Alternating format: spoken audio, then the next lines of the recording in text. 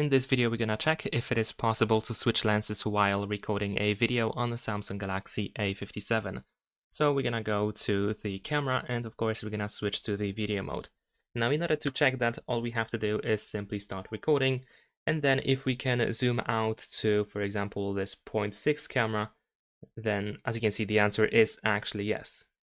So we can see the clear shift in the position of the object that I have behind my camera as I switch to 1x or below 1x, which clearly indicates that yes, it is possible to switch lenses. In theory, I should also be able to zoom in order to switch to another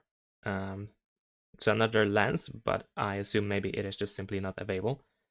So yeah, it is possible, but let me also check another resolution, and I'm gonna also use 60 frames per second.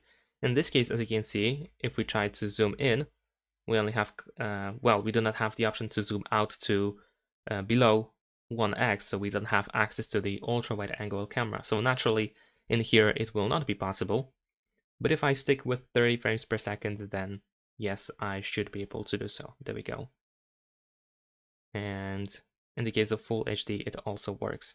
So yes, it is possible to switch lenses while recording a video, but only if you use 30 frames per second. And that's pretty much it. Leave a like and subscribe.